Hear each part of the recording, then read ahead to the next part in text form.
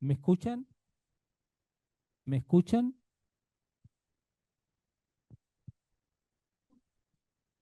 ¿Escuchan bien?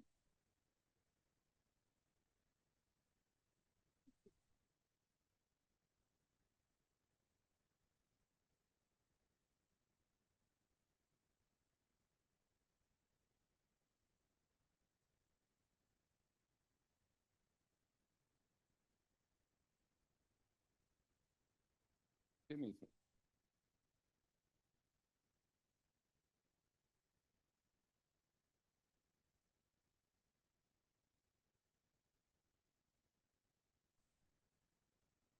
¿Quién? No, no, no alcanza a llegar.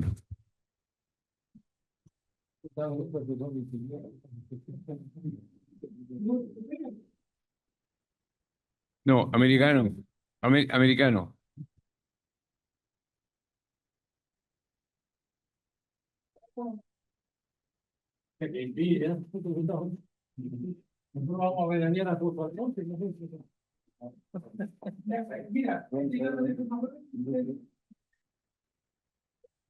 Ya, dígame nomás cuándo, Martín.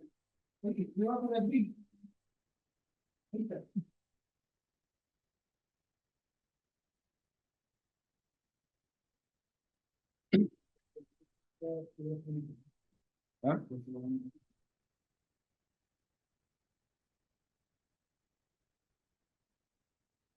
Aló, buenas tardes. Primero, agradecer que se hubiesen conectado. Entiendo que están escuchando, ¿cierto? Porque estábamos probando el audio, no estábamos muy conformes con que efectivamente estaban escuchando. Así que si pueden levantar la mano, ahí levantaron la mano significa que todo está bien.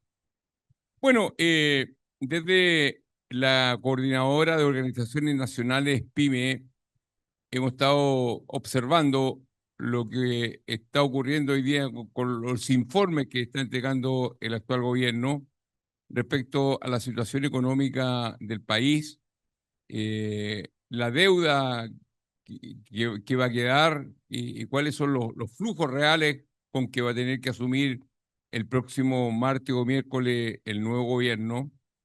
Por eso es de suma importancia tener claridad y que no sea ni el gobierno anterior, ni sea el gobierno que va a asumir, que nos dé una visión de la realidad. Tuvimos el gusto de ver en la televisión, en Mirada Económica, al ex subsecretario de Hacienda, Alejandro Weber, y que él va a tener la gentileza de contarnos en la situación que se encuentra hoy día el país. Algunos estamos en forma presencial, la mayoría a través de la web.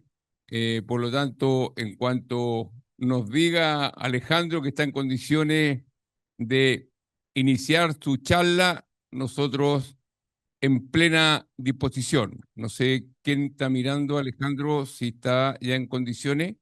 Sí, estoy acá conectado ya, presidente. ¿Cómo les va? ¿Estamos, Alejandro? ¿Se escucha? Sí, estamos. ¿Se escucha o ¿Sí? no?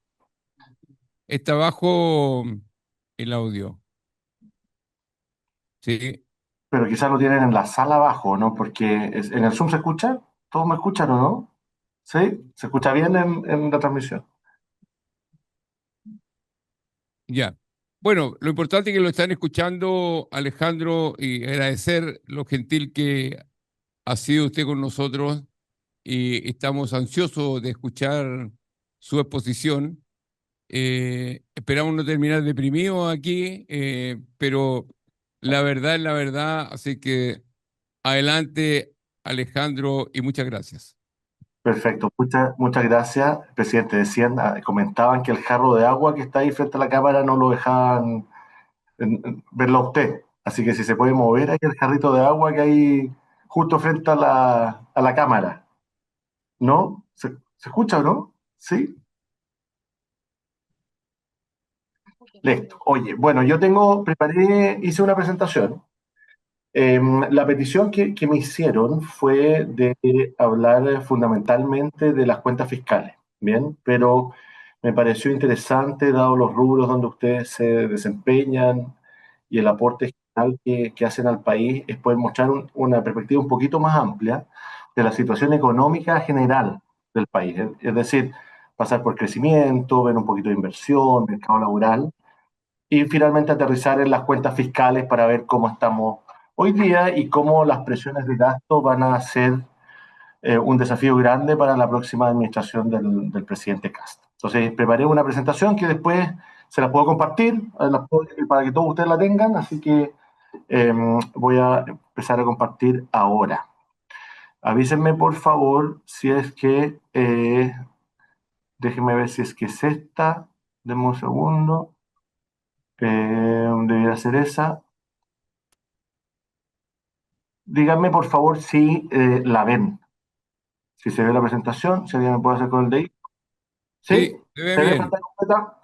Perfecto. Entonces, si se ve y se escucha, vamos a comenzar. Siempre a mí me gusta partir por un poquito de contexto económico general. Después vamos a ver los desafíos del 26-29 y cuáles son las políticas públicas, a mi juicio, más relevantes para salir de la situación compleja en la que estamos hoy día en términos de crecimiento, de inversión, de empleo y de cuentas fiscales. Crecimiento económico. Esto ustedes seguramente lo saben, pero no está de más recordarlo y además con una mirada particular sobre el PIB per cápita. Siempre en general, cuando se muestra el crecimiento de la economía, los economistas suelen mostrar el crecimiento total del producto. Pero a mí me gusta tomar la torta y dividirla por la cantidad de comensales. Ese es el PIB per cápita. Para ver si es que realmente estamos creciendo o estamos creciendo. La última vez que tuvimos un crecimiento del PIB per cápita en torno al 5%, eso significa que el pedacito de torta que le tocó a cada uno de los actores de la economía fue mayor de manera significativa, fue hasta el año 2012. El año 2010, 11 y 12 el PIB per cápita crecía en torno al 5%. Pero después de eso empezamos a tener PIB per cápita con un crecimiento en torno al 1 o al 2%, incluso con contracciones en el año 2019, en el año 2000 y en el año 2023, que fue el último año en que tuvimos una recesión, si ustedes quieren, si es que hablamos en términos de PIB per cápita. El PIB total de la economía creció 0,5, pero cuando consideramos la población total, este se contrajo. Y luego, crecimiento del 2% y una proyección que está en torno al 1,7, 1,5%. Estas proyecciones obviamente que no son positivas y lo que uno esperaría, por supuesto, es tener un crecimiento en torno al 3% incluso en el PIB per cápita. Si miramos el producto total, todos conocimos el EMASEC del mes de enero, que fue un balde de agua fría, fue un mal resultado, una contracción de 0,1%, que todas las áreas de la economía estuvieron mal, salvo servicios. Servicios fue el que mantuvo la estantería, pero en el resto tuvimos caídas importantes. El año 2025 cerramos con un 2,3% de crecimiento y esto en el periodo completo del presidente Boric significa un promedio anual de 1,9%. Esto es apenas superior al 1,8% de la presidenta Bachelet en su segundo mandato, que fue el peor desempeño de la economía desde el retorno a la democracia. Y durante la pandemia, el segundo gobierno del presidente Piñera, tuvimos un crecimiento del 2,5%. Es súper evidente entonces que tenemos un estancamiento generalizado, a muchos factores, ya lo podemos comentar, de la economía desde el año 2013-2014 aproximadamente. Esto también en términos de productividad. La productividad en Chile ha estado estancada durante 20 años, no durante 10 años. Y ese es un desafío, por supuesto, que hay que abordar. Siempre es bueno compararse, ¿no? Hay que compararse cómo era uno antes, las empresas, el país en general, y cómo estamos con el vecindario, cómo estamos con las economías desarrolladas, cómo estamos con las economías emergentes. En este gráfico ustedes pueden ver a Chile en el color rojo, la barrita roja. La celeste son los países desarrollados, el mundo es el azul oscuro y las economías emergentes es verde. A mí me gusta siempre comparar con el mundo porque ahí tenemos todas las realidades y es un proxy bien interesante. Miren ustedes entre el 90 y el 2000, la diferencia de crecimiento de Chile versus el mundo, prácticamente 6% y 3,2% el mundo, 1,8 veces lo que crecía la economía mundial. Entre el 2001 y el 2013 crecimos un 20% más, 4,5 versus 3,7, pero del 2014 al 24 crecimos apenas un 60% de lo que creció el mundo, 2% versus 3,2. Y del 25 en adelante, estas son estimaciones del Banco Central, va a mejorar un poquito la cosa, pero no demasiado. Es decir, vamos a crecer un 70% de lo que crece el mundo, un 2,1 versus un 3,1%. Entonces, es evidente la trayectoria que está mostrando nuestro país y que está fuertemente vinculada con la pérdida de ahorro a nivel personal, a nivel empresas y a nivel Estado, y con la incapacidad para generar inversión de largo plazo y sostenible. Cuando uno mira elementos más bien cualitativos, ¿no? Y que tiene que ver con las percepciones de las personas y las expectativas que son muy importantes en la economía. Aquí ustedes pueden ver el relato, ¿no? O los relatos que se han ido instalando en nuestro país.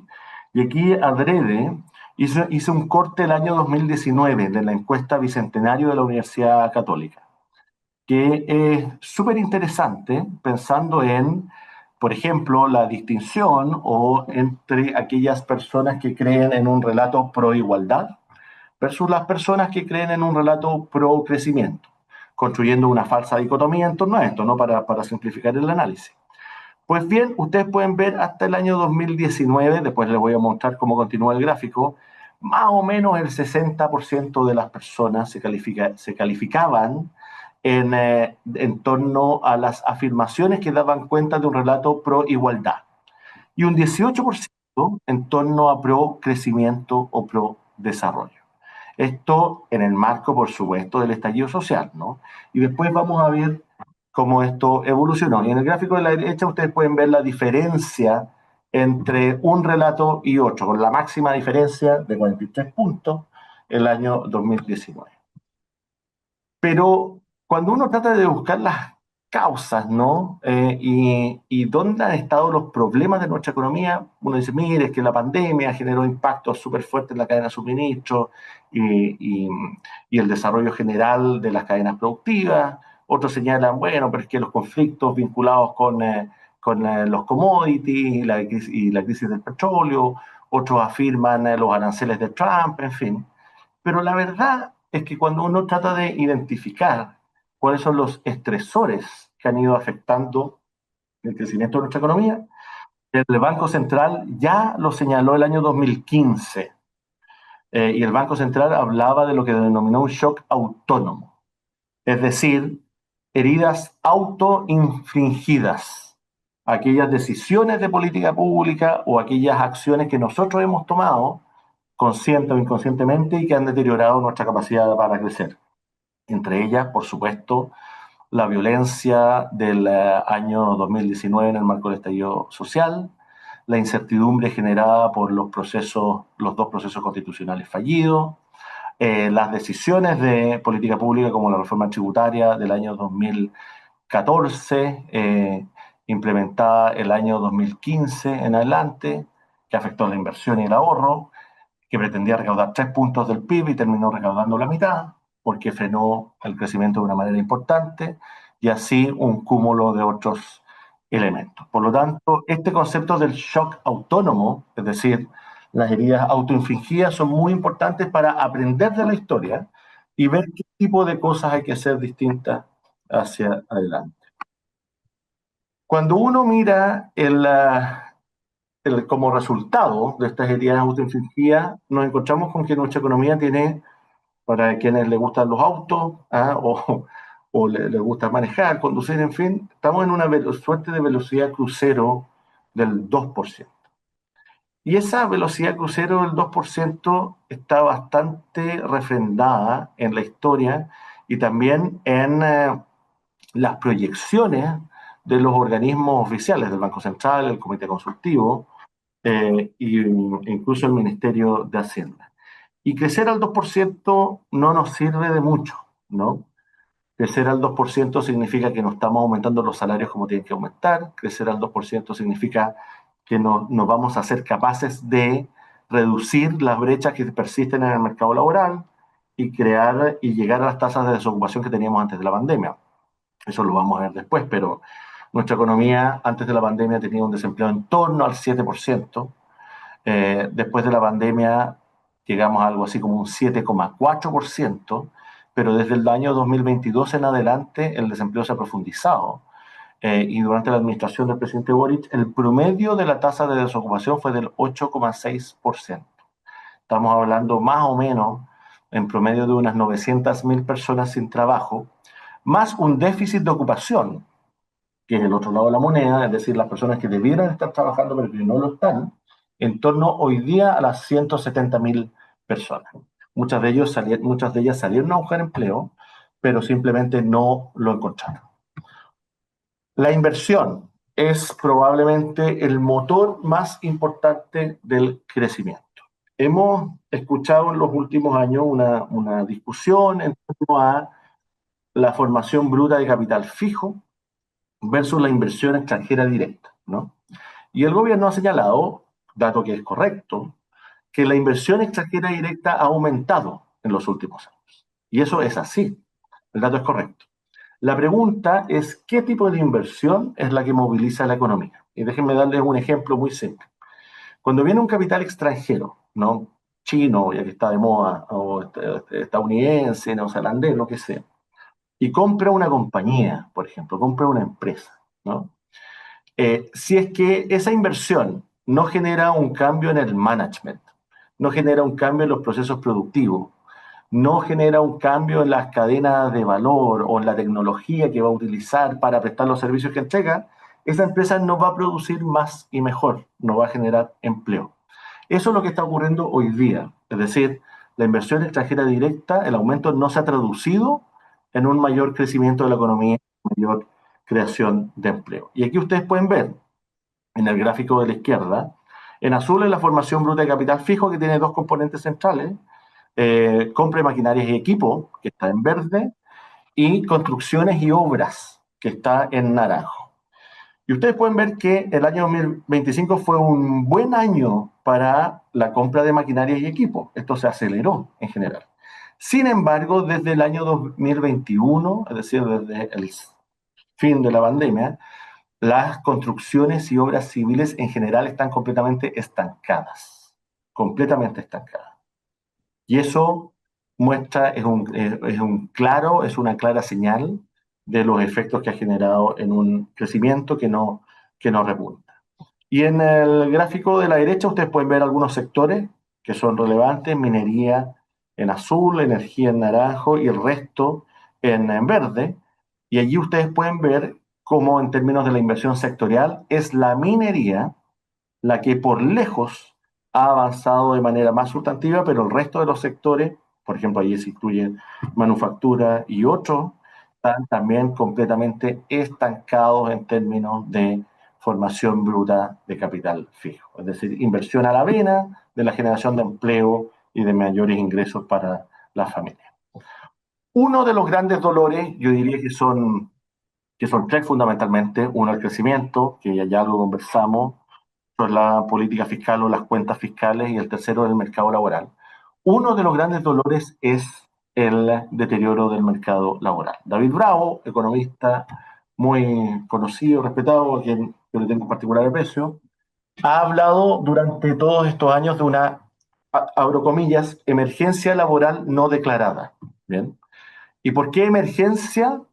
Porque es una situación crítica que ha tenido en promedio una tasa de desocupación del 8,6% y también en promedio cerca de 200.000 personas que simplemente salieron del mercado laboral, con un crecimiento de los salarios que no ha sido el apropiado. Ya les voy a mostrar cifras de eso.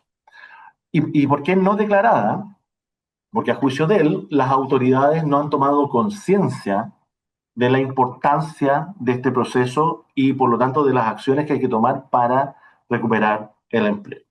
En cifras generales, durante la administración del presidente Boric se crearon del orden de los 705.000 empleos. Esa es la cifra, medida por el INE. Parece una cifra interesante, ¿no? Pero la pregunta es, ¿cuál era el objetivo de la tasa de desocupación y de la tasa de ocupación?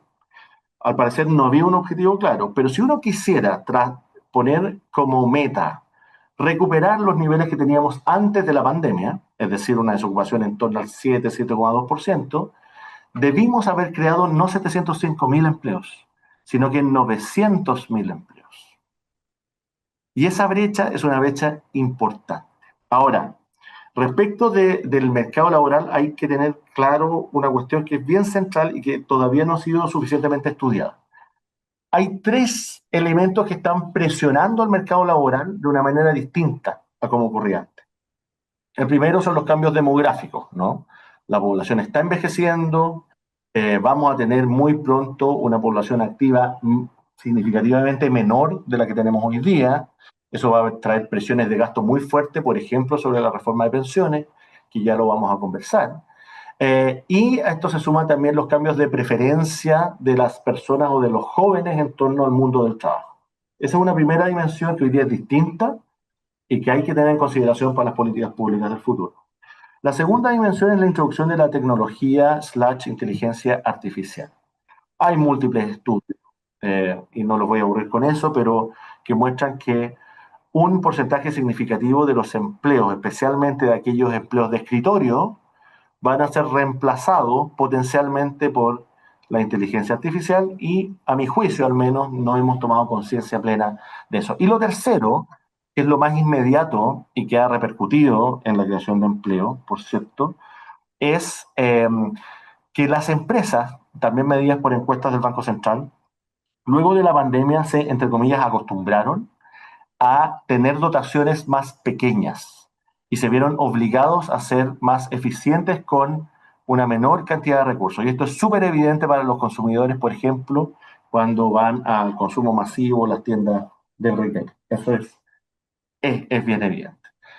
Sin embargo, el Banco Central fue bien claro, y esto fue muy polémico en el contexto del IPOM en el mes de abril, ustedes lo recuerdan, eh, en que en el IPOM al cierre del año 2025, en el contexto, y era justo en el contexto de la elección presidencial, en que el Banco Central señaló que el incremento excesivo en los costos laborales era uno de los principales predictores de la contracción del empleo y de la incapacidad para crear más empleo. Miren ustedes la tabla que tienen ahí a mano derecha. En la tabla de mano derecha, ustedes encuentran el salario mínimo al inicio del gobierno del presidente Boric y en enero del 2026. Esto significó un crecimiento nominal del 54%, nominal del sueldo mínimo. A la derecha ustedes tienen el índice de remuneraciones reales, es decir, que considera todas las remuneraciones de la economía. Si ustedes comparan el crecimiento real, es decir, controlando por inflación, después de haber pagado el costo de la inflación, el salario mínimo aumentó en un 23% y el resto de los salarios de la economía aumentaron en un 6,2%. ¿Qué significa esto? Que estos cerca de 900.000 salarios mínimos, de los cuales más del 90% se encuentran en las MIPYMES, aumentaron los costos de contratación de una manera excesiva y nuestra economía no fue capaz de absorber el impacto de esta presión de costos. Al salario mínimo que tuvo un impacto inmediato en la contracción del empleo, especialmente de las mujeres y de los jóvenes, que suelen ser hoy lamentablemente los de menor calificación y que acceden a estos empleos de menor remuneración. Obviamente, las personas que reciben el sueldo mínimo se ven beneficiadas de una manera significativa, ¿no? Y eso muy bien por ellos. Pero al aumentar el salario mínimo, más allá de la capacidad de la economía para absorber los costos, lo que estamos generando es una barrera que es insalvable para aquellas personas que están fuera del mercado laboral y que buscan empleo. Entonces, aquí hay un trade-off, ¿no? ¿Qué es lo que tenemos que hacer? Tenemos que mejorar en exceso las condiciones de aquellas personas que ya se encuentran empleadas, o tenemos que mejorar de manera razonable esas condiciones al mismo tiempo que generamos oportunidades para aquellos que están fuera del mercado laboral puedan ingresar a este. A mi juicio, la segunda alternativa es la alternativa racional y más eficiente para poder avanzar. Cuando uno mira la informalidad, que es un cáncer en nuestra economía, hay dos formas de mirar la informalidad, igual que la inversión. Una manera es mirar la informalidad del INE. ¿Y que nos muestra la informalidad del INE a partir de encuestas? Que la tasa de informalidad en Chile hoy día está en torno al 26%. Eso es más o menos 2,5 millones de personas informales. Es un dato oficial, es un muy buen dato. Sin embargo, yo los invito a mirar la informalidad a través de otra fuente, que a mi juicio es mejor, y que son los datos administrativos. Siempre mirar los datos administrativos es la mejor forma de hacerlo, porque ahí usted tiene microdatos y cada datito es un root, y por lo tanto no hay margen de error. El error es prácticamente cero. ¿Y qué nos muestra la Superintendencia de Pensiones? Nos muestra las personas que cotizan todos los meses.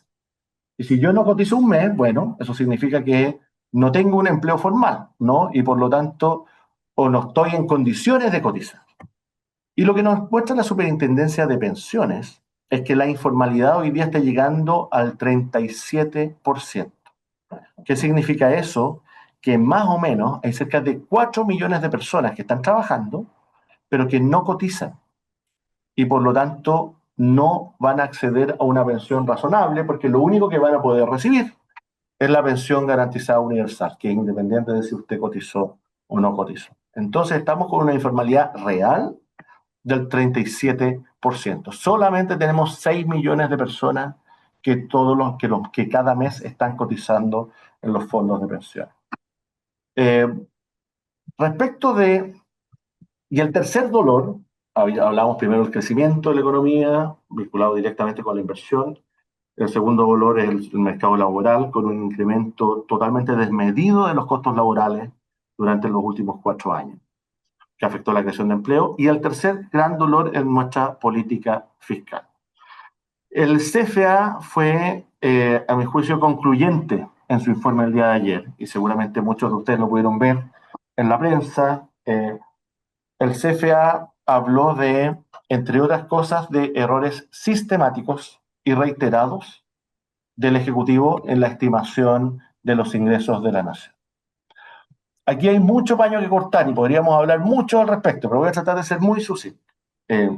Emergencia fiscal, estrechez fiscal, crisis de las cuentas fiscales, pongámosle el nombre que ustedes quieran. O si quieren, incluso podríamos decir que no hay una crisis fiscal. Pero más allá de la cuña que cada uno pueda instalar, les quiero hablar de los datos. Porque, como decía mi ex jefe, el presidente Piñera, uno puede tener sus propias opiniones, pero no sus propias cifras. ¿Y qué dice la cifra?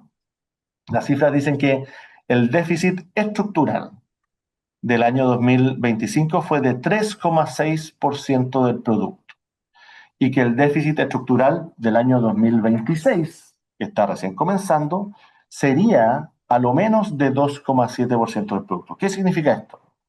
En simple, que el gobierno del presidente Boric triplicó los déficits estructurales de las administraciones anteriores. Nuestro país está acostumbrado a un déficit estructural en torno al 1, 1,2, 1,4% del producto. Y hoy día estamos en torno a 3% del producto. También significa que el gobierno erró sus estimaciones en cerca de 2,5 puntos del PIB. Para ponerlo en millones de dólares, estamos hablando de algo así de como 8.000 millones de dólares para el año 2025 exclusivamente. Y cuando usted tiene un déficit, tiene un hoyo, ¿no? Hay dos formas de tapar ese hoyo. Una manera es buscando más ingresos, ¿cierto?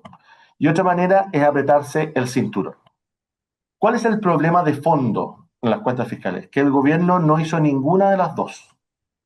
No generó mayores ingresos, fundamentalmente porque nuestra economía no estaba creciendo, y por el otro lado porque la reforma tributaria original no avanzó. Paréntesis, algunos creen que la mejor forma de recaudar es a través de la creación de un nuevo impuesto, pero hay bastante data que es concluyente respecto de que el aumento de los impuestos no aumenta la recaudación, sino que la reduce. Eso podemos hablar en otro, hacer un paréntesis respecto de eso.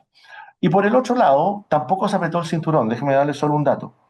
En el año 2025, el Consejo Fiscal Autónomo le pidió al gobierno, en su calidad de eh, actor, si ustedes quieren, consultivo, el CFA no puede ejecutar, no puede resolver, pero sí puede proponer, le pidió al gobierno que se apretara el cinturón en 1.500 millones de dólares. ¿En cuánto se apretó el cinturón el gobierno? En torno a 40 millones de dólares. 40 de los 1.500 que solicitó el Consejo Fiscal Autónomo.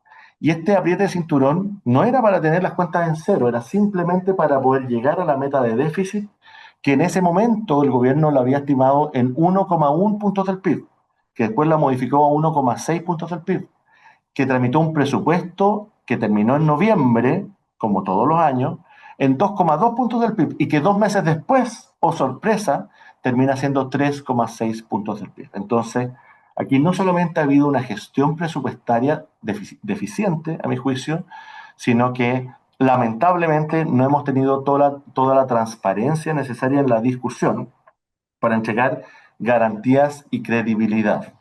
La credibilidad de la política fiscal y de la institucionalidad fiscal era un activo absoluto de la República, de la nación. Y lamentablemente en los últimos años este activo se ha perdido.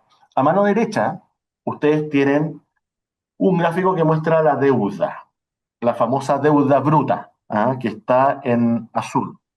Paréntesis, esta es la deuda del gobierno central, no considera aquellos elementos conocidos como bajo la línea.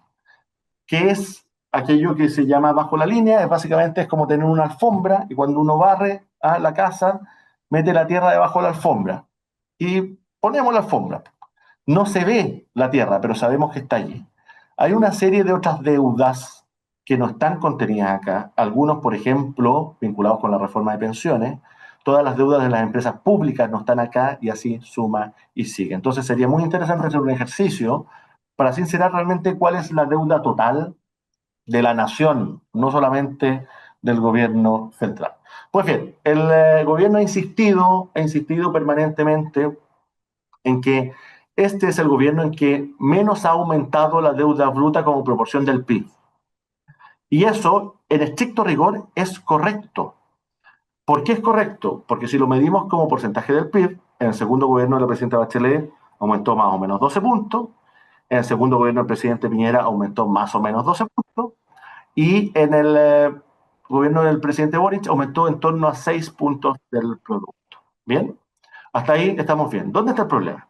Hay dos problemas centrales. Uno es que ha habido un efecto relevante y el CFA así lo transmitió ayer también en su informe en variables exógenas que no tienen que ver con la gestión presupuestaria del gobierno.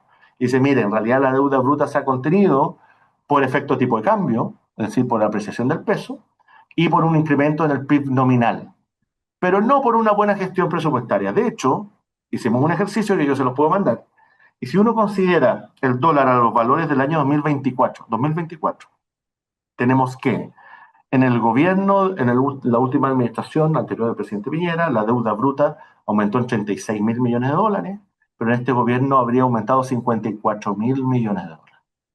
Ese es el orden de magnitud. Entonces, la deuda bruta tiene mucho, mucho más paño que cortar. Esa línea azul que están viendo ahí. Y lo que aparece punteadito en rojito es lo que se conoce como el nivel prudente de deuda. ¿Quién establece ese nivel prudente? El Consejo Fiscal Autónomo, que dice, mire, no nos pasemos de esta rayita. Y esto no es arbitrario, porque si superamos esta línea, entonces los créditos que tomemos como Estado, y eso evidentemente se traduce luego al mercado de capitales, van a ser créditos más caros. Por lo tanto, la deuda más barata opera en la medida que nos mantengamos debajo de esa línea. ¿Cuál es el problema? Y solamente con mirar el gráfico uno se da cuenta que nos estamos acercando peligrosamente al nivel prudente de deuda. Y en naranjito tenemos algo que a mí me apasiona y yo los invito a ustedes a apasionarse por la posición financiera neta del Estado. ¿Qué es la posición financiera neta? Es que yo tomo todos mis pasivos, ¿cierto? Que es mi deuda bruta, y le sumo los activos del Tesoro. Por ejemplo, el FES, es decir, los ahorros del Estado, el chanchito que tiene el Estado. FES es el Fondo de Estabilización Económico-Social, que permitió, entre otras cosas, comprar las vacunas en pandemia. ¿Dónde está el problema de esto? Es que el gobierno, para camuflar un menor aumento de la deuda bruta, echó mano a los ahorros. Y eso generó que el aumento de la deuda fuera menor. Pero ¿qué significa en la práctica? Que el FES, que este gobierno lo recibió con más de 8.000 millones de dólares, hoy día tiene algo más de 3.000 millones de dólares. Es decir, metimos mano a lo menos a 5.000 millones de dólares en el FES. ¿Cuál es el problema de no tener ahorro? Bueno, ustedes lo conocen de sobra. Sin ahorro es muy difícil invertir y sin ahorro es muy difícil estar preparado para eventos traumáticos futuros. Hoy día estamos en peores condiciones que antes para enfrentar catástrofes naturales, eventuales crisis sanitarias y un largo, etcétera. Y por lo demás, cuando uno tiene un déficit tan grande como este, piensen ustedes en el costo alternativo de la plata, de los recursos, ¿no? Si es que nosotros estamos comprometidos con la convergencia fiscal, que es ser responsable con la plata de todos los chilenos, no es otra cosa que eso, y queremos llegar a déficit cero, ¿ah? Como una aspiración, que es algo imposible hoy en día, no vamos a poder llegar, pero supongamos que a un punto del PIB de déficit, que es lo que pasó en todos los gobiernos anteriores, 1,5 puntos del PIB. Bueno, entonces vamos a tener que ir metiéndole plata al chanchito, ¿cierto? Vamos a tener que empezar a utilizar recursos para tapar ese déficit. Y toda esa plata que yo empiezo a usar para tapar el déficit, la dejo de utilizar, obviamente, en satisfacer las necesidades de la ciudadanía, en seguridad, en empleo, en crecimiento, en salud. Y eso es un problema. Hoy día, para que ustedes tengan un orden de magnitud, más o menos el 14% del presupuesto de la nación, que son 90.000 millones de dólares, se van al pago de la deuda. Y evidentemente, si yo tengo un déficit mayor, voy a empezar a destinar más recursos a cubrir los forados que tiene el Estado, en lugar de usar esa plata para satisfacer las necesidades de las pymes, de las personas. Esto es un poquito más de lo mismo, ya lo van a poder revisar, se los voy a dejar, pero básicamente lo que el CFA está diciendo es decir, mire, el gobierno se pasó películas con ingresos que no existen de manera sistemática, en una magnitud que nunca habíamos visto antes, y cuando yo me paso películas con ingresos que no existen, entonces comprometo gastos con esos ingresos. Y ese es el problema, porque a diferencia de lo que pasó en pandemia, esos gastos fueron transitorios. Los gastos que se están comprometiendo hoy día son permanentes y ponen una presión de gasto que después no se puede reducir. Y por el otro lado, lo que está diciendo también el CFA es que el gobierno no se ajustó el cinturón cuando tenía que ajustarse y por lo tanto le está pasando esa responsabilidad al próximo gobierno. Y que vamos a tener que pensar la manera en que proyectamos nuestros ingresos. Hay una forma voluntarista, ¿no? Que es decir, mire, yo voy a ganar 100 y entonces voy a gastar 100. Y hay otra forma conservadora, es decir, mire, a lo mejor no voy a ganar 100, voy a ganar 90 y voy a comprometer 90 de gasto. Y si gano 93, bienvenido, pues ese excedente lo meto al chanchito, lo ahorro, lo destino a otros recursos, generamos más gasto de capital, inversión.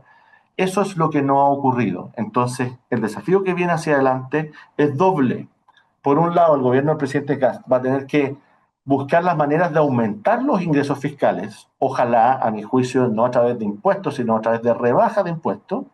Y por el otro lado, va a tener que apretarse el cinturón a un nivel de ahorro, de menor gasto, que va a tener que ser del orden de los 8.000 millones de dólares en los 4 años, no 6.000.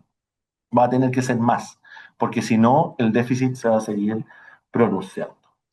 Me voy a saltar esto, pero es para enfatizar el problema que estamos teniendo hoy día en el ahorro, la morosidad.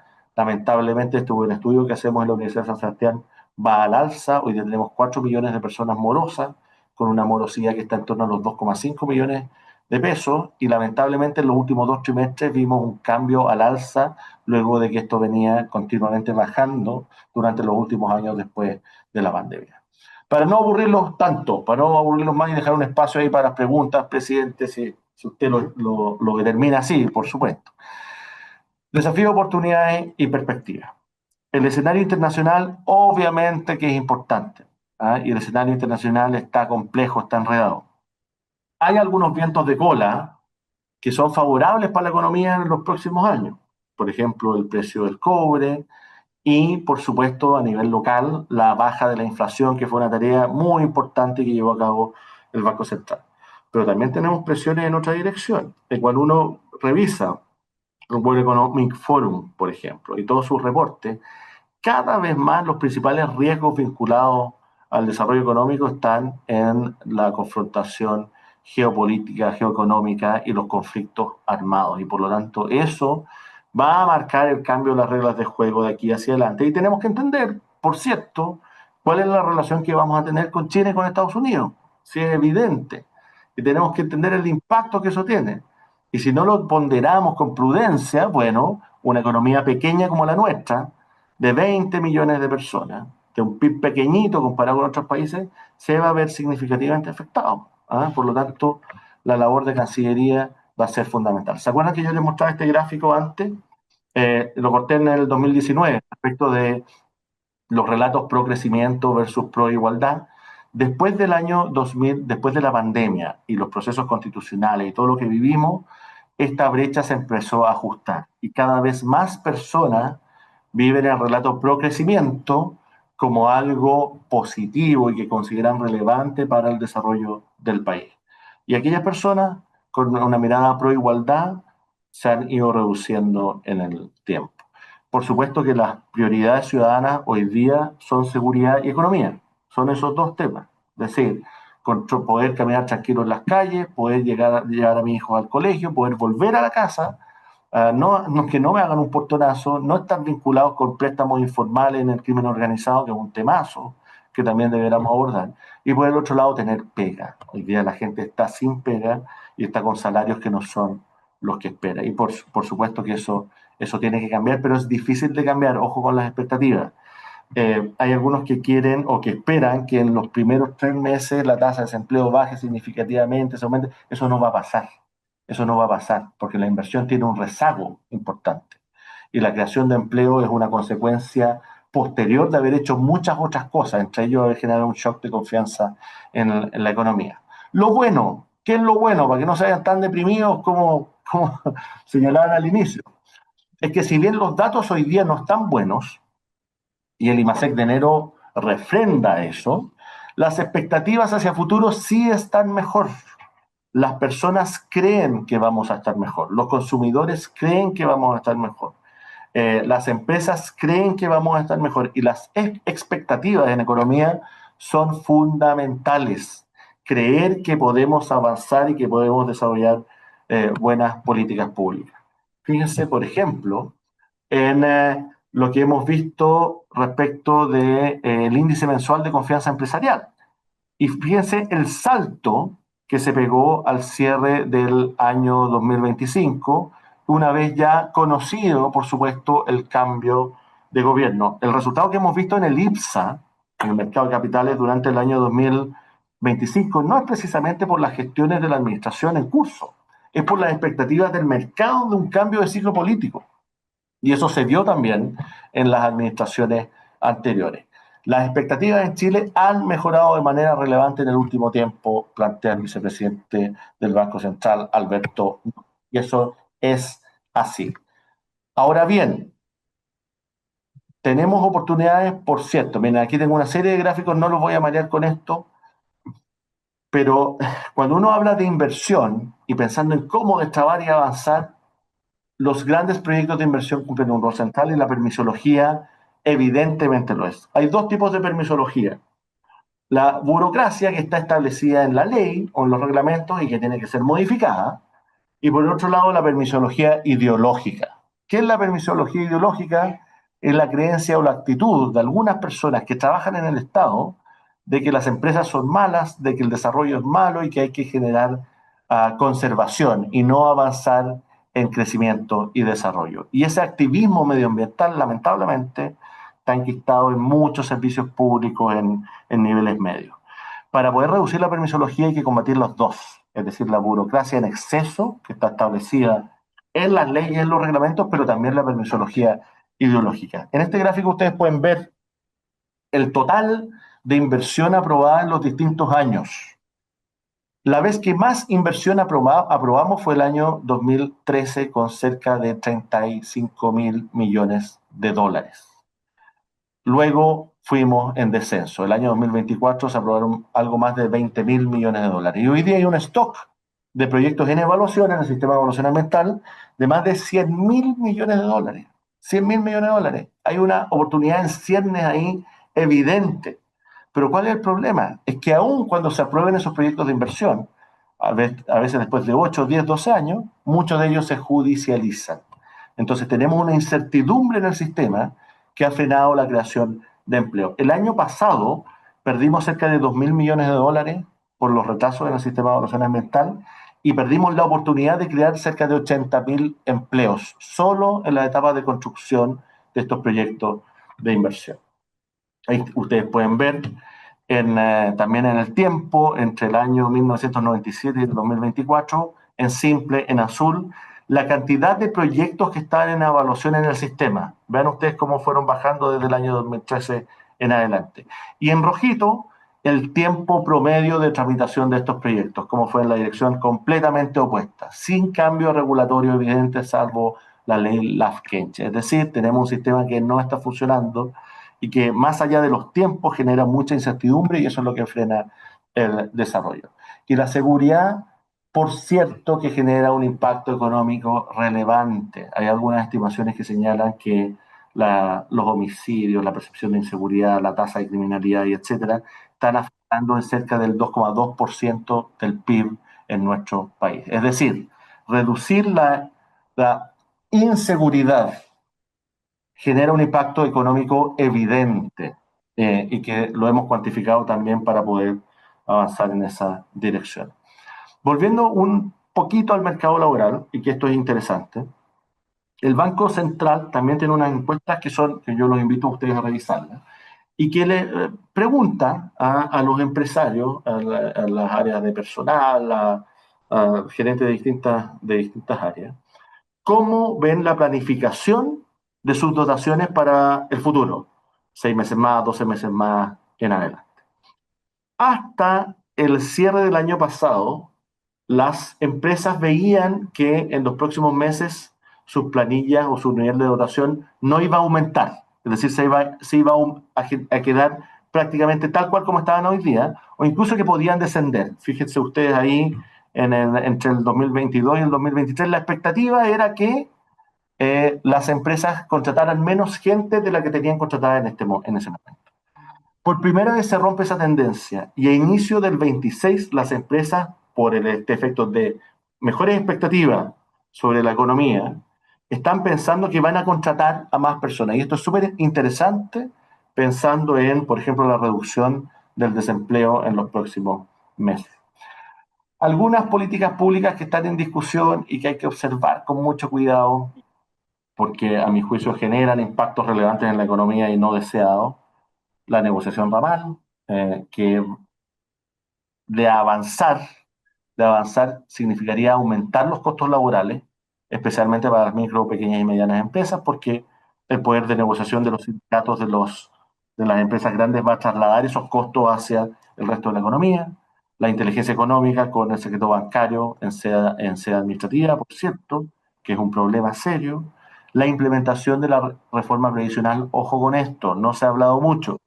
La reforma previsional tiene muchos aspectos positivos, a mi juicio. Uno de ellos es que recupera toda la plata que se perdió en los retiros de los fondos de pensiones, inyectando cerca de 50.000 millones de dólares al mercado de capitales. Eso es muy bueno, entre otras cosas, para los costos de los créditos. Sin embargo, tiene un costo fiscal elevado. La reforma del régimen va a significar un costo en torno a los 5.000 millones de dólares más y que va a tener que ser financiado. Y el propio CFA señaló que no era claro que esta reforma tuviese un financiamiento permanente en el mediano y largo plazo. Y hacia adelante, crecimiento, la percepción es más favorable en el desempeño de la economía de lo que veníamos trayendo hacia adelante y las expectativas empresariales futuras están mejorando en forma significativa. Ese shock de confianza es central para destrabar la inversión y atrevernos a avanzar en un contexto distinto al que vivimos los últimos años. La inversión probablemente avance también, incluso en aquellos sectores más rezagados como la construcción.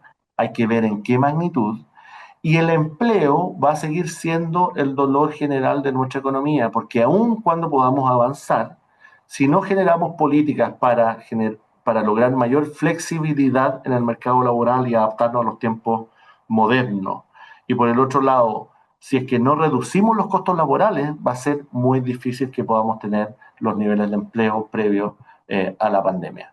Por fin los consumidores en Chile recuperan el optimismo después de 6 años. Esto fue un titular del diario El Pulso, de La Tercera y del diario Financiero, y ustedes pueden ver cómo se da un salto enorme la expectativa sobre la situación país en los distintos rubros. Ustedes miren allí, en el caso de la construcción, en azul, en el caso del comercio y en el caso de la industria. Los consumidores venían a la baja y ahora empezaron ya a ver que vamos a tener un mejor escenario hacia el futuro.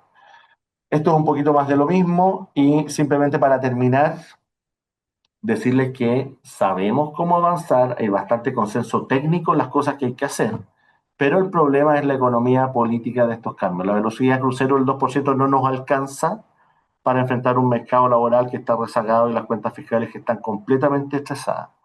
El escenario internacional nos va a presionar, va a ser el telón de fondo con la tensión China-Estados Unidos, que es la pelea de perros grandes, y nosotros tenemos que saber, nosotros somos un chihuahua, entonces tenemos que saber cómo lidiar en esa pelea de perros grandes.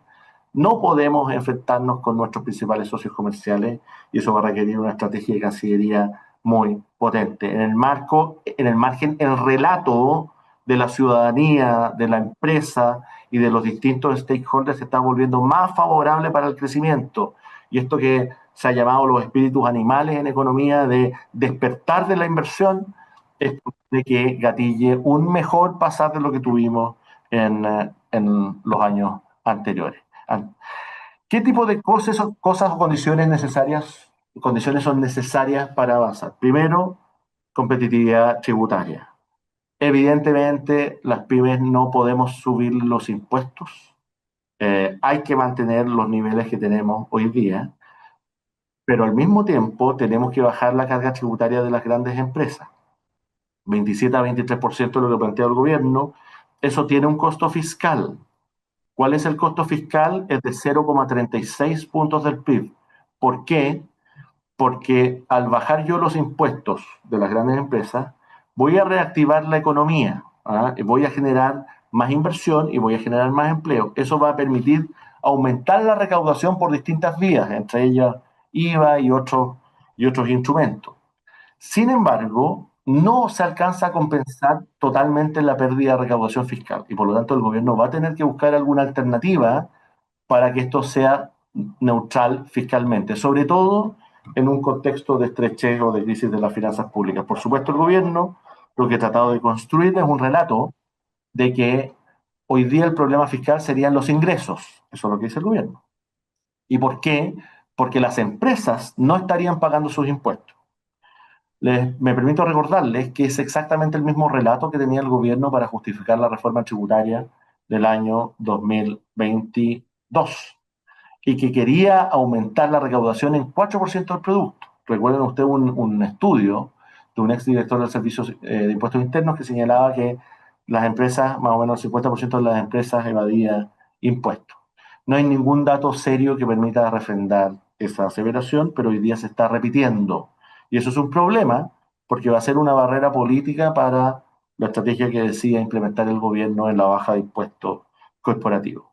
Evidentemente hay que mirar los costos de contratación que hoy día han aumentado en exceso y los costos de los despidos. No podemos mantener estos niveles porque la productividad también se ha visto estancada. Fíjense que una de las últimas veces que tuvimos una productividad alta en nuestro país, a inicios de los años 90 y luego a inicios de los años 2000, a inicios de los años 90 uno de los principales predictores es porque había mayor flexibilidad en nuestro mercado laboral y los perfiles de las personas se ajustaban más rápidamente a sus intereses y a las industrias en particular. Eso hoy día no lo tenemos porque hay muy poco flujo en el mercado y eso es un problema serio. Las cuentas fiscales se tienen que estabilizar. Hoy día no están sanas, hoy día están enfermas. Pero para estabilizarlas tenemos que recortar por lo menos 8.000 millones de dólares en los 4 años y tenemos que aumentar los ingresos. Un punto del PIB O sea, un punto de crecimiento de nuestra economía significa 640 millones de dólares más de ingresos fiscales. La mejor forma de generar ingresos no es subir los impuestos, sino que volver a crecer. Y por supuesto, incrementar la certeza jurídica en el proceso de inversión y desarrollo. Finalmente, y ahora sí para no aburrirlos más, porque me habían pedido 15 minutos, pero ya llevamos como una hora, así que mil perdones. Los relatos importan, el discurso importa, las expectativas son fundamentales en la economía. Por eso hay que transmitir esperanza, de alguna manera. Pero hay dos formas de transmitir esperanza. Una como el papá que le dice al niño, no te preocupes, hijo, todo va a estar bien. Y el papá sabe que no va a estar bien. O transmitir esperanza con trabajo serio, duro, sacrificado y con buenos acuerdos. Esa es la forma apropiada de transmitir esperanza. Y esto debiera generarnos un shock de confianza para impulsar esa inversión que está tan estancada. Tenemos que poner una meta desafiante. El ministro Quiroz ya lo ha señalado, muchos economistas lo han señalado. Chile tiene que volver a crecer al 4%. Eso es difícil, no es fácil de hacer. La expectativa del Banco Central en el mejor escenario 2026 es un techo del 3%. Ojalá lo alcancemos, pero eso va a significar tener el escenario base de 1,9% que tenemos hoy día, 0,7 puntos aproximadamente que contribuiría a una reducción de la permisología, 0,7 el incremento en seguridad y 0,7 la reducción de la carga tributaria. Todo eso a la vez, y todo eso a la vez es complejo. Por lo tanto, el mejor escenario a mi juicio es un 4% para el año 2029, no antes. Y finalmente, un último mensaje para ustedes. Yo creo firmemente que las empresas, las micro, pequeñas, medianas empresas de todos los rubros son fundamentales en nuestra economía, no solo para crear empleo o generar riqueza, que es lo que usualmente se transmite. También son fundamentales para la cohesión social y la protección de las familias. Antes eran las escuelas, antes eran las iglesias, antes eran las comunidades. Hoy día son las empresas. Y ese rol de los emprendedores, de los empresarios de Chile se tiene que resaltar, se tiene que destacar, porque es lo que nos va a permitir poder crecer con equidad, como decía algún presidente por ahí. Muchas gracias y quedo atento a todas sus interrogantes, preguntas, epítetos, improperios, lo que quieran. Muchas gracias, Alejandro. Eh, Sin duda, los estudiantes de la Universidad San Sebastián están en muy buenas manos. Eh, muy buena la charla, te agradecemos. Te cuento que nos acompañan acá en la mesa dos grandes asesores que nos vienen ayudando hace muchos años, el caso de Carlos Boada y Cristian Asté, y que nos hablaban de estas cifras permanentemente. Y sin duda, cuando se discutían reformas laborales y vimos cómo celebraban en el Parlamento tanto el oficialismo como la oposición del minuto, y que finalmente terminaron dándole los votos para que el gobierno fuese aprobando todos estos proyectos, nosotros decíamos, aquí falta alguien, y falta el que va a pagar la cuenta. Y la cuenta la pagaron sin duda las pymes, y la siguen pagando, y todas estas estadísticas que nos señalan y que nos hablan de promedios, y a lo mejor tendríamos que pegarle una miradita a la mediana más que al promedio, pero ahí se nos dispersa todo este castillo que hay, pero la moneda no es el lugar donde uno tiene que hacer la práctica, tiene que llegar preparado para eso y aquí estamos pagando el precio.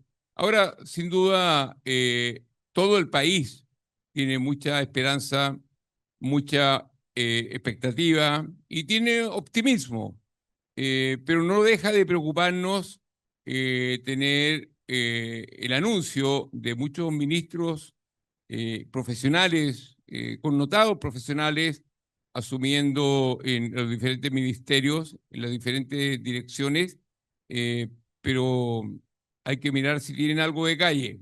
Las pymes están dispuestos a entregar todo su conocimiento y aportes, porque el gran empresario suma y resta y si los números no le cuadran, se cambia de país. el pyme lo más que puede hacer es reinventarse porque quebró con su emprendimiento anterior y por eso que tiene tanta importancia y por algo son el 98% de las empresas en Chile y algo tenemos que decir. Miramos con cierta preocupación cómo los que salieron quinto en la elección hoy día son los que están asumiendo los cargos en el nuevo gobierno. Pero ahí vamos a estar expectantes para hacer los aportes que sean necesarios. No sé si alguien en la mesa quiere hacer algún planteamiento o si no, le vamos a ofrecer la palabra a nuestros colegas que están conectados. Ofrezco la palabra.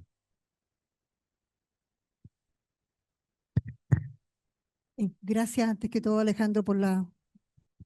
Verónica Contreras, presidente de Confentetuch, Confederación Nacional de Transporte Escolar, vicepresidente de CONAPYME. Es agradecer y la importancia que tiene el que las bases nuestras entiendan que estamos en una situación delicada. Porque una cosa es el optimismo, porque ha estado mal las cifras tan claras que están todas malas, pero hay una expectativa, tal cual como lo decía Alejandro, hay una esperanza. Pero ojo, que esa esperanza no nos engañe, porque la situación está difícil. Y mientras más actividades como esta se hagan y más llegue a la persona que no es habitual de escuchar programas de economía, mientras más tome conciencia que la situación es difícil, va a ser más fácil también evitar que hayan estas revueltas, porque los mismos que nos hundieron quizás van a ser aquellos que pasando unos meses del futuro gobierno nos incentiven a reclamar, a protestar porque la situación está mal. Entonces, sin tomar un color político, creo que es muy importante que se sigan realizando este tipo de actividades, que conozcamos cifras para que tengamos esperanzas, pero que las tengamos razonables, sin pensar que el 12 de marzo vamos a poder invertir, vamos a estar todos bien, nada. Tal cual como se dijo, los créditos van a encarecerse y aquellos que pensaban ir renovando, yo creo que tienen que tomar una pausa y esperar un poquito. Y agradecer por sobre todo esta reunión. Gracias. Don Alejandro, buenas tardes. Le habla Livio Lanino, presidente de la Confederación del Comercio Detallista. Don Alejandro, yo le voy a pedir una apreciación de su parte, más allá de todos los problemas que estamos viviendo, la compleja situación que estamos enfrentando, y de paso agradecer esta muestra que usted nos ha dado, que ha sido muy clarificadora, enriquece nuestro acervo también de paso, y eso lo agradecemos muchísimo. El problema es que si nosotros vemos hasta el día de ayer, por lo menos, que han habido desacuerdos entre el gobierno oficialista y el entrante, eh, no nos quepa la menor duda que en este país hay una polarización extrema. Ahora, toda esta gente, y bien lo expresaba mi colega, eh, no se va a quedar tranquila. Están pensando en un futuro retomar nuevamente el mando. Fíjese que acá en nuestro gremio, lo hemos dicho hasta el cansancio, hemos repetido varias veces esta situación. Aquí hay todo un proceso, una aplicación de estos fundamentos gramscianos, y no nos quepa la menor duda que así es. La famosa revuelta que le llamaban, ¿no es cierto?, del 2019, que yo creo que más bien fue una revuelta delictual más que social, nos está indicando que las cosas van por ese camino. Se hace cada vez más difícil. Estamos conociendo una serie de otros problemas que estaban ocultos, como usted bien dice, el polvo bajo la alfombra, y aquí estamos descubriendo varias cosas. Entre eso, el famoso cable chino, que creo que es lo mínimo que nos estamos enfrentando. Bueno, en resumen, ¿cuál es su punto de vista en ese sentido? ¿Qué cree usted que es lo que va a suceder de aquí en adelante y qué es lo que habría que hacer realmente? Más allá de que todos nosotros estamos dispuestos a trabajar, estamos muy contentos con este cambio porque ya no podíamos seguir en esta misma línea, pero aparte de hacer nuestro aporte, bueno, queremos qué es lo que va a suceder realmente. Muchísimas gracias. ¿Aló?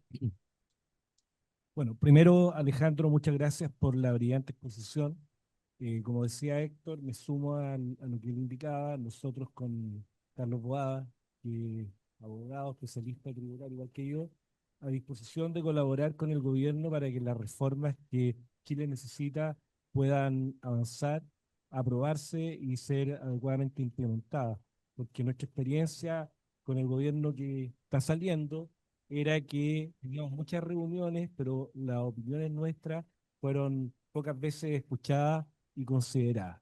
Y las veces que fueron consideradas, los resultados fueron favorables para las pymes. Así que manifestarte la disposición nuestra de colaborar con el gobierno en todo lo que viene, que son desafíos importantes y que las pymes están a disposición para ayudar.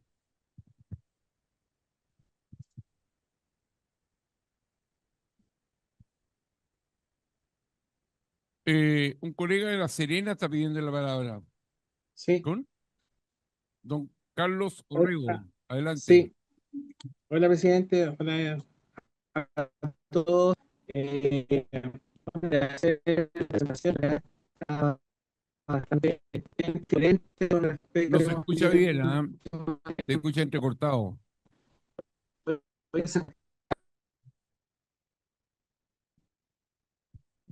Adelante.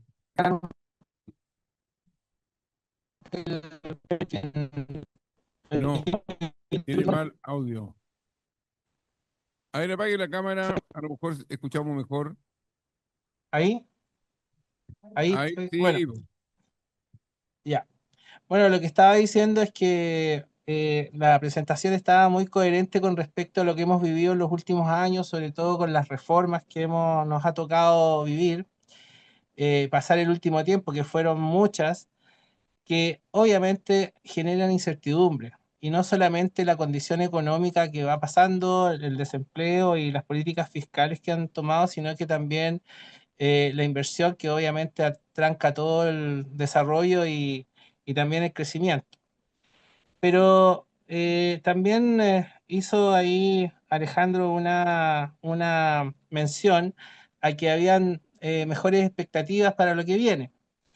Pero yo quisiera hacerle la consulta respecto a que las reformas y las políticas públicas que se han desarrollado todavía no terminan de implementarse, porque ahora toca implementar las 40 horas de nuevo, ¿cierto? Vamos a tener una rebaja en abril y también todo lo que tiene relación con la reforma previsional que se va a materializar durante este último tiempo. Por lo tanto, los costos de las empresas pequeñas, que es el caso nuestro, van a seguir aumentando. Por lo tanto, eh, el empleo seguramente no se va a mover como, como se piensa, digamos, considerando de que el costo del empleo va a seguir subiendo. Entonces quería hacer ahí, ver si él puede dar una opinión basada un poco en lo que se viene, que en realidad es algo bien tangible y que es real, digamos.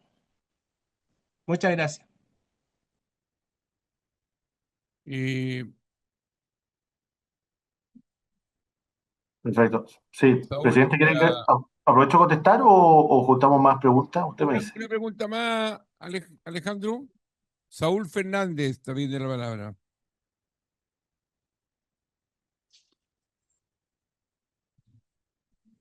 ¿Aló, se me escucha? Sí, ¿Me escucha? Hola, hola, buenas tardes. De acá de Linares, ya, de la agrupación Agremia, ya, de Linares. Saúl Fernández, presidente de este gremio. Mira, era con respecto al tema del optimismo y con respecto a los hechos y datos que son muy importantes, ¿ya? O sea, para mí es súper relevante que uno tenga un optimismo aterrizado con cable a tierra y los hechos y los datos para poder centrar el foco hacia dónde tenemos que caminar. Necesitamos el optimismo porque, o sea, sabemos que con el pesimismo no vamos a llegar a ningún lado. Con el optimismo sí tenemos oportunidad. Y además, consolidado con los hechos y los datos que fueron muy claros en esta presentación, nos van a permitir, digamos, direccionar ese trabajo. Y yo creo que estos hechos y datos son los que hay que replicar en este tipo de charlas, en otras, en los medios, a fin de que las personas que estamos en estas pequeñas empresas y las mismas personas que están trabajando en estas pequeñas empresas puedan focalizar ya el andar que vamos a tener que desarrollar en estos 4 años para poder sacar adelante esta dura tarea que se nos viene encima. Ese era mi comentario. Gracias. muchas gracias. Bueno, Alejandro, Le damos la palabra. Puede explayarse todo lo que quiera, no hay problema. Ah, pues, Nosotros gustosos pues, de escucharlo. no, yo soy muy bueno para hablar, entonces voy cortito para no aburrirlo, cortito para no. Primero, plantea el presidente de Comercio Detallista. Presidente, no escuché su nombre, ¿me lo puede repetir? Livio Alivio. Danino. Don Alivio, perfecto. Usted me preguntaba, bueno, ¿qué es lo que va a pasar? Así me dijo la firme, ¿qué va a suceder? Y le entendí que se refería a los temas vinculados eh, al desorden público y a las cosas concretas no del gobierno. ¿Qué es lo que yo veo en términos generales? Mi impresión es que va a haber un sector de la extrema izquierda que va a hacer todo lo posible por desestabilizar al gobierno del presidente Kast desde el día uno. Y eso seguramente lo vamos a ver desde el día de la asunción del mando. Creo que esto se va a trasladar también a sindicatos en distintos sectores del país, en sectores portuarios y otros, y por lo tanto la señal que va a tener que dar el gobierno en ese momento va a ser central, va a ser central. Algunos son de la tesis de que es necesario que se genere una sensación de inestabilidad inicial para que la ciudadanía tome conciencia del dolor que significó para nuestro país lo que vivimos después del estallido social. No lo sé, no sé cuál es el camino, ¿no? Pero evidentemente va a haber un intento de la extrema izquierda por desestabilizar. Eso en primer lugar. En segundo lugar, a mi juicio lo que ha pasado, lo que vimos ayer en este desencuentro entre el presidente Boric y el presidente electo Kast, responde también a una estrategia comunicacional, ¿no? Si ustedes lo ven, el eje de la discusión cambió completamente. Y el eje hoy día no está en torno al cable chino. El eje está en torno al presidente Kast que se rehúsa a hacer uso de la República para el traspaso y el presidente Boric en un rol más bien de víctima en el proceso. A lo que sumamos lo que pasó hoy día, ¿no? Con la votación en el Senado de la conmutación de penas para mayores de 70 años. Entonces, políticamente ha sido una muy mala semana para el presidente electo. Y a mi juicio también es una forma de notificación que está haciendo el Frente Amplio del Partido Comunista respecto de la relación que va a tener con el gobierno entrante. Entonces, con esto quiero decir que la relación política va a estar muy compleja. Fíjense también ustedes lo que ha comenzado a aparecer en prensa en estos días respecto de los conflictos de interés que tendrían los ministros nombrados del gobierno del presidente Kast. Entre otros, ahora está circulando una noticia respecto de eh, la participación de hijos de exministros en la tramitación del cable chino, bla, bla, etc. Entonces eso va a ser la tónica, por lo tanto va a haber un clima muy enrarecido y los ánimos hoy día en el Congreso están muy enredados, están muy complicados. Eso por un lado. Por el otro lado, y ustedes lo planteaban con mucha sutileza, y yo creo que es importante, presidente, es que los ministros tienen que tener bagaje político, ¿no? Los ministros tienen que entender que está muy bien saber de política laboral o de política fiscal o de en fin, pero hay que negociar, hay que llegar a acuerdos, hay que entender a la contraparte, hay que tomarse cafecito y hay que movilizar. Y eso no se aprende de un día para otro. Entonces, yo creo que la instalación no va a ser una instalación fácil del gobierno. No va a ser. Por el otro lado, cuando uno mira las políticas públicas o los incentivos que está pensando el presidente, en mi juicio van en la dirección correcta, que es ordenar las cuentas fiscales, reducir los impuestos y reducir la permisología. Esa es la gran agenda económica, está muy bien. Pero esa es una agenda que está orientada fundamentalmente a las grandes empresas. No está orientada a las MIPYMES, ¿no? Entonces, cuando uno piensa en las MIPYMES, bueno, ¿qué es lo que mueve la aguja en las MIPYMES? Y ustedes siempre me dicen, oye, yo lo único que quiero es que me dejen trabajar tranquilo, ¿cierto? Sí, es eso. Y hoy día está difícil trabajar tranquilo cuando el ingreso de las empresas se está reduciendo, porque no estamos vendiendo más ni estamos produciendo mejor, los costos laborales se están incrementando, y tal como plantea y lo vinculo con lo que plantea don Carlos Orrego, y tiene toda la razón, Las reformas están recién en implementación. Piensen ustedes que en las 40 horas llevamos solamente 1 hora de las 40. Vamos a tener que avanzar. Y mírenlo desde esta perspectiva. Cuando yo tengo la productividad estancada por 20 años en Chile, es decir, no produzco mejor hace 20 años, lo que yo le estoy diciendo a mi pyme, con la ley de 40 horas en régimen, es que, mire, usted tiene que producirme lo mismo que producía antes, pero con un 10% menos de insumos. Si la productividad estuviera creciendo, eso no sería problema, porque bueno, yo con 9 personas en vez de 10 puedo producir lo mismo. ¿Ah? Me preparo, introduzco tecnología, me voy adecuando, pero eso no ocurre en Chile, no está ocurriendo. Entonces, estoy obligando a las pymes a apretarse más el cinturón. Eso con el salario mínimo, y ojo con esto, no hay ningún parlamentario que esté dispuesto a rechazar un aumento en el salario mínimo. Ninguno, de derecha, izquierda, arriba, abajo, de Chile, la Católica, da lo mismo, todo. Entonces las presiones de gastos van a venir por dos vías. Para, para el Estado, que va a estar muy tensionado fiscalmente con gastos que no están financiados hoy día, y para las MIPYMES. Ahí va a estar la tensión.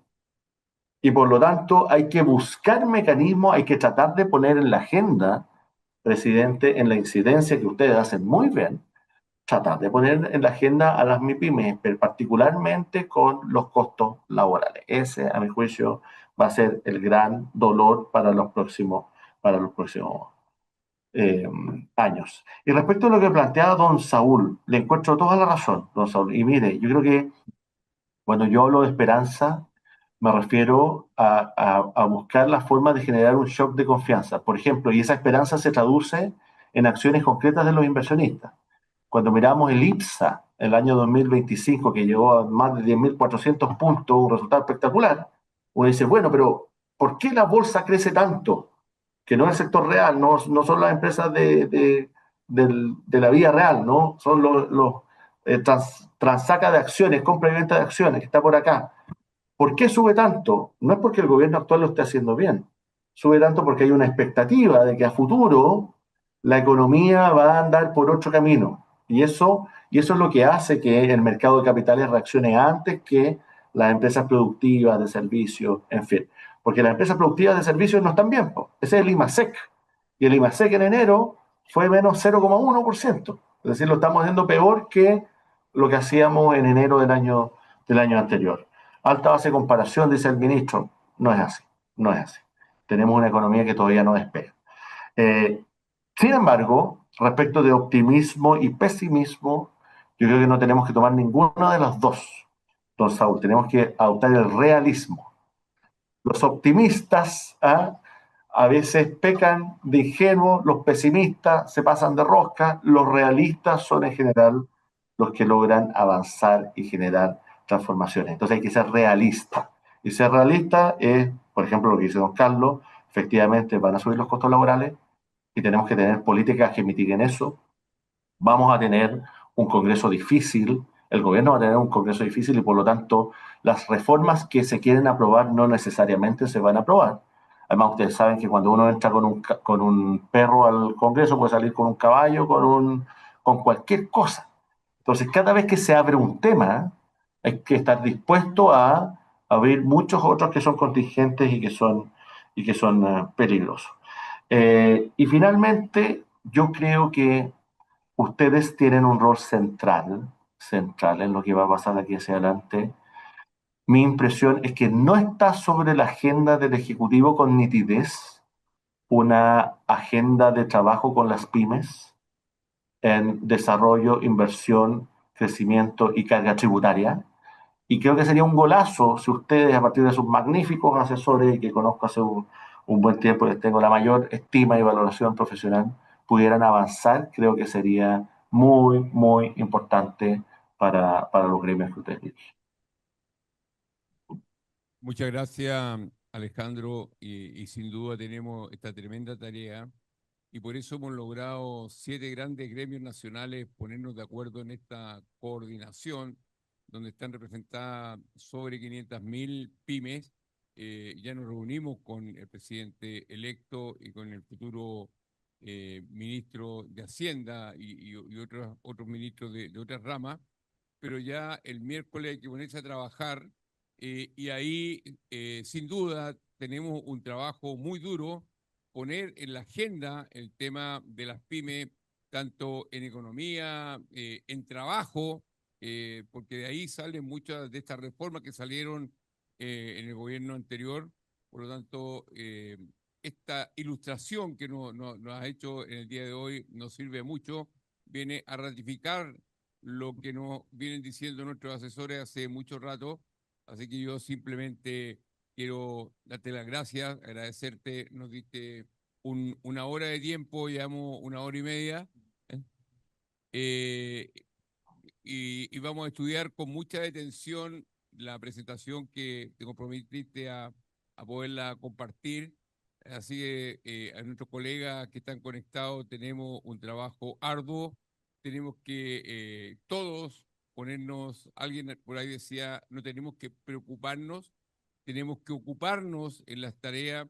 Veo que hay un par de colegas que están pidiendo la palabra, pero tampoco podemos abusar de Alejandra y tendremos muchas otras oportunidades de podernos reunir y hacer estos seminarios y ponernos de acuerdo cómo vamos a enfrentar la situación de aquí en adelante. Así que muy agradecido, muchas gracias por acompañarnos y esencialmente muchas gracias Alejandro por esta clase magistral. Muchas gracias a todos, se pasaron de cariñoso, un fuerte abrazo y a su disposición para lo que necesiten. De verdad les tengo un gran cariño y a ustedes y a la labor que realizan y a la esencia de su trabajo son fundamentales para Chile, así que qué mejor que colaborar con aquellas personas que mueven al país. Así que muchas gracias y por la invitación y un fuerte abrazo. Un abrazo Alejandro.